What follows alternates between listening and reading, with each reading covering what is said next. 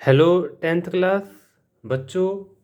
हमने ये समझा था पिछली बार कि स्केलेटल केमिकल इक्वेशन क्या होता है, यानी अनबैलेंस्ड, जो संतुलित ना हो, जो बैलेंस ना हो।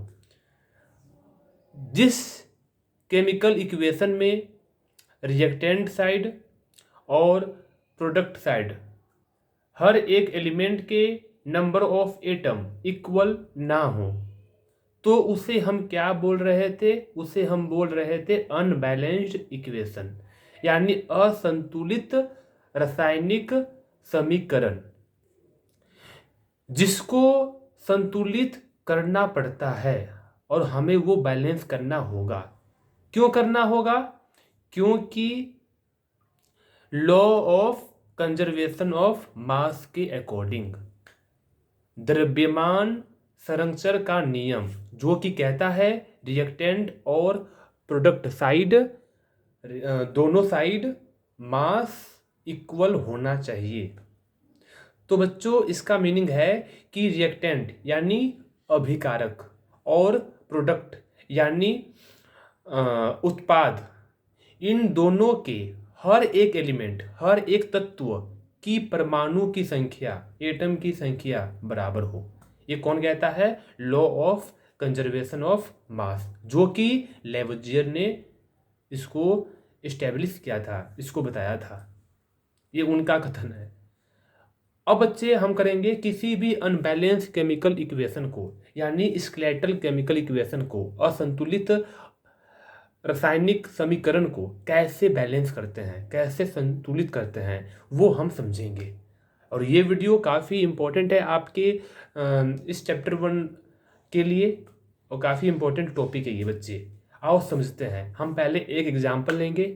एग्जाम्पल के पहले मैं आपको एक हल्का सा इसके बारे में कुछ टिप्स समझा दूं, जो आपको हर एक केमिकल इक्वेशन को बैलेंस करने के लिए अपनाना होगा। एक रूल है, रूल कह लो, ट्रिक्स कह लो, जो कि आपका काम आसान कर देगा। यदि आप अपने हिसाब से करेंगे बैलेंस, जो कि बिल्कुल कर सकते हैं, अपने हिसाब से भी कर सकते हैं, इसमें कोई रूल या ट्रिक्स की कोई ज़रूरत नहीं। लेकिन बच्चे, उसमें दिक्कत क्या हो सकती है? उसमें दिक्कत आपको ये होगी, जो केमिकल इक्वेशन आपसे 10 सेकेंड या 2 मिनट या 1 मिनट में बैलेंस होना होगा, वो उसमें आप घंटों लगा सकते हैं। इसलिए आपको रूल के हिसाब से चलोगे तो फ़ायदे में रहोगे। आपको एक रूल सिखाऊंगा जो कि बहुत ही आपका बेनिफिट आपको करवाएगा। तो बच्चे, आओ हम शुरू होते हैं कि सबसे पहले किसी भी केमिकल इक्वेशन को बैलेंस करने के लिए हमें क्या करना होता है। तो मैं इसको एक एग्जाम्पल दूंगा पहले, लेकिन एग्जाम्पल के पहले भी मैं आपको पहले कुछ बातें बता दूं। देखो बच्चे, किसी भी केमिकल इक्वेशन में सबसे पहला काम ये है आपका, पहले मैं लिख रहा हूं how to balance a chemical equation.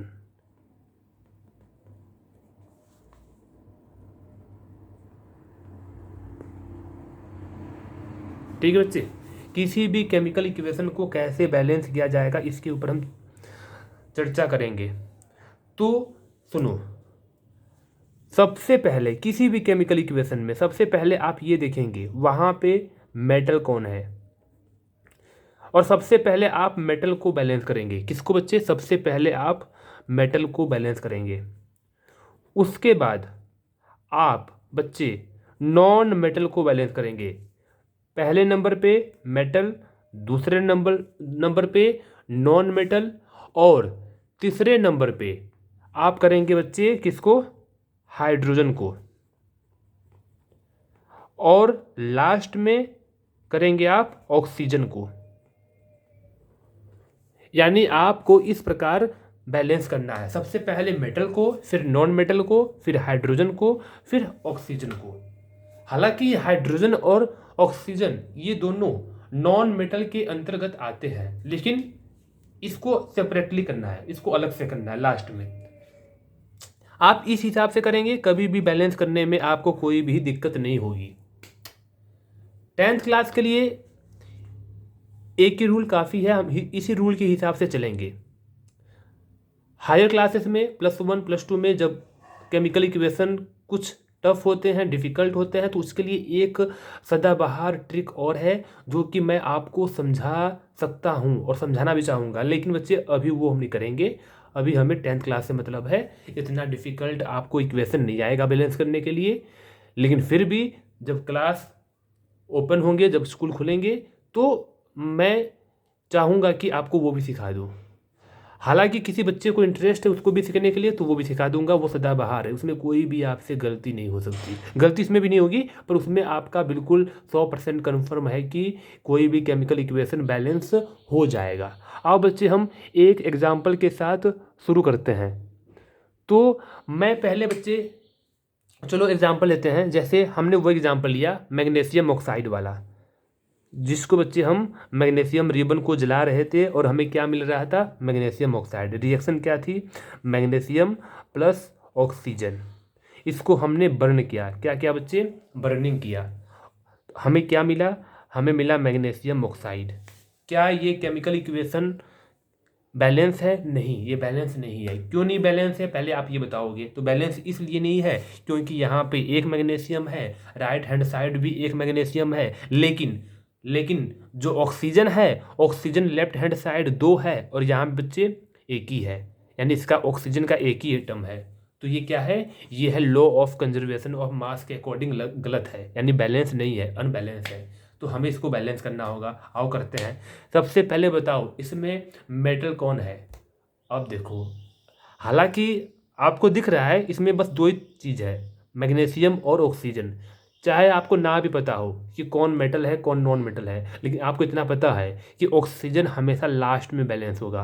Obvious सी बात है कि मैग्नीशियम पहले होगा। हालांकि फिर भी मैंने आपको बहुत ही अच्छे से अपने बेसिक कंसेप्ट में ये बताया है कि मेटल, नॉन मेटल और मेटलॉइड्स को कैसे हम आइडेंटिफाई करते हैं ट्रिक्स के द्वारा। तो आप वहाँ से समझिए उस वीडियो को। तो बच्चे सबसे पहले हम करेंगे मैग्नीशियम को बैलेंस। मैग्नीशियम इस साइड एक है और इस साइड एक है, यानी पहले से बैलेंस है, इसमें कोई प्रॉब्लम नहीं है। ऑक्सीजन 2 है, इस साइड क्या है बच्चे, एक है। क्या मैं ऑक्सीजन को इसके नीचे 2 लिख दूँ? नहीं, ये गलती आप कभी मत करना। आप यहाँ पे 2 नहीं लिखेंगे, आप यहाँ पे 2 कभी नहीं लिखेंगे किसी भी क्वेश्चन में, ये गलत हो जाएगा। क्या मैं 2 को ऐसे लिख दूं, Mg2O? तो बच्चे ये भी गलत है, इस पे भी आप कभी ऐसा काम नहीं करेंगे किसी भी क्वेश्चन में। कभी भी हम नंबर को जस्ट एटम के नीचे O2 ऐसे नहीं लिखेंगे बैलेंस करते हुए। आप कहोगे सर यहाँ पे लिखा हुआ है O2, तो बच्चे ये क्वेश्चन में है, पहले से है। ऑक्सीजन डाई एटॉमिक गैस है, ऑक्सीजन हमेशा 2 एटम के फॉर्म में हमेशा रहेगा, सिंगल जब एग्जिस्ट करेगा। लेकिन यहाँ पे जब आप बैलेंस करोगे तो खुद से नहीं लिखोगे कभी भी। और ऑक्सीजन ही नहीं, क्यों, कोई भी एटम हो, कोई भी एटम हो, एटम के नीचे आप नंबर कभी नहीं लिखेंगे। पहले से क्वेश्चन में लिखा हुआ है तो ठीक है, लेकिन आप बैलेंस करते हुए नहीं लिखेंगे नंबर को। तो 2 यहाँ पे गलत है। तो कैसे करूँ बच्चे, तो आपकी मजबूरी है। आप बच्चे ये MgO है ना, तो MgO हमें ऑक्सीजन को 2 करना है, तो आपको 2 लिखना होगा बिल्कुल कंपाउंड के पहले, कंपाउंड के जस्ट आगे 2 MgO ऐसे करना होगा। यानी ना ही 2 को आप देखो, ना ही आप 2 को यहाँ पे लिख सकते हैं ऑक्सीजन के पहले, और ना ही आप 2 को ऑक्सीजन के नीचे लिखेंगे। आपकी ये मजबूरी है कि आप 2 को या 3 को, किसी भी नंबर को जिसकी आपकी रिक्वायरमेंट है, उस नंबर को हमेशा कंपाउंड के जस्ट पहले लिखेंगे। ये पहला रूल है, ये पहला स्टेप है, इस पर ध्यान देना, गलती मत करना। तो बच्चे अब जाके देखो, हमारा ऑक्सीजन कोई पूछे कितना है तो बोलोगे 2 ऑक्सीजन है। कितना ऑक्सीजन बचे, 2 ऑक्सीजन है। लेकिन एक दिक्कत हो गई। दिक्कत क्या हो गई, ऑक्सीजन के साथ साथ मैग्नीशियम भी 2 हो गया, क्योंकि 2 जो है, जो नंबर है 2 ही नहीं, चाहे कोई भी नंबर हो, जब भी कंपाउंड के आगे होगा, इसका मीनिंग ये है कि उस नंबर की मल्टीप्लाई हर एक एटम के साथ होगी। यानी इसमें मैग्नीशियम के साथ भी होगी और ऑक्सीजन के साथ भी होगी। तो यहाँ पे आप ये कहोगे मैग्नीशियम भी 2 है और ऑक्सीजन भी 2 है। अब बताओ, रिएक्टेंट साइड मैग्नीशियम कितना था, 1 था, और ऑक्सीजन 2 था। ऑक्सीजन तो बैलेंस हो गया अब, लेकिन मैग्नीशियम वापस से अनबैलेंस हो गया। तो कोई ना बच्चे, आप मैग्नीशियम को भी 2 कर दो, अब देखो बैलेंस है। मैग्नीशियम भी 2 हो गया इस साइड, और इस साइड भी मैग्नीशियम 2 हो गया, इस साइड ऑक्सीजन भी 2 हो गया, और इस साइड भी ऑक्सीजन 2 हो गया। यानी दोनों एलिमेंट के जो नंबर ऑफ एटम है वो अब रिएक्टेंट साइड यानी अभिकारक साइड और उत्पाद साइड, दोनों साइड इक्वल हो गए। यानी हम कह सकते हैं ये क्या है बच्चे, अब बैलेंस केमिकल इक्वेशन है। एक बात और, मैंने mg के आगे 2 लगाया है, क्या आप mg के नीचे लगा सकते हो? बिल्कुल नहीं, ये काम कभी मत करना किसी भी केमिकल इक्वेशन को बैलेंस करते हुए, ठीक है। आओ बच्चे एक एग्जांपल हम और लेते हैं। जैसे हमने लिया सोडियम, इसी में ले लिया बच्चे सोडियम प्लस वाटर, ये हमें क्या दे रहा है, ये हमें दे रहा है बच्चे sodium hydroxide, sodium hydroxide plus H2, ठीक है, प्लस H2, यानी यहाँ से हाइड्रोजन गैस बाहर की ओर जा रही है। अब बच्चे हमें इसको बैलेंस करना है, क्या करना है इसको, हमें इसको बैलेंस करना है। आओ बैलेंस करते हैं इसको। बताओ सोडियम कितने हैं, आप कहोगे सर इस साइड सोडियम 1 है, राइट हैंड साइड आप कहोगे इस साइड भी 1 है, यानी पहले से क्या है, ये बैलेंस है। तो सबसे पहले हम सोडियम को ही बैलेंस करेंगे, क्योंकि सोडियम क्या है, मेटल है। खैर ये बैलेंस है पहले से, तो इसको करने की जरूरत नहीं है। उसके बाद हाइड्रोजन को देखो, उसके बाद हाइड्रोजन को, तो बच्चे हाइड्रोजन इस साइड अभिकारक साइड कितने हैं, 2 हैं, और उत्पाद साइड भी 2 हैं, 2 नहीं है, 2 ये और प्लस 1 ये, यानी प्रोडक्ट साइड टोटल कितने हाइड्रोजन हैं, आप कहोगे सर 3 है, 3 है ना, और इस साइड कितने हैं, इस साइड 2 हैं। यानी देखो क्या करना पड़ेगा, अब सुनो, आप क्या करो बच्चे, आप 2 से मल्टीप्लाई कर दो, किससे, 2 से मल्टीप्लाई कर दो। अब देखो, अब इसको 3 बनाना है, क्या बनाना है, 3 बनाना है। अब 3 तो बन नहीं सकता, अब मजबूरी है, ज़्यादा ही बनना पड़ेगा, तो 4 बन गया। क्या हाइड्रोजन बैलेंस हुआ, नहीं हुआ, ये 4 हो गया, अब ये 3 है, कोई ना, इसको देखेंगे बाद में।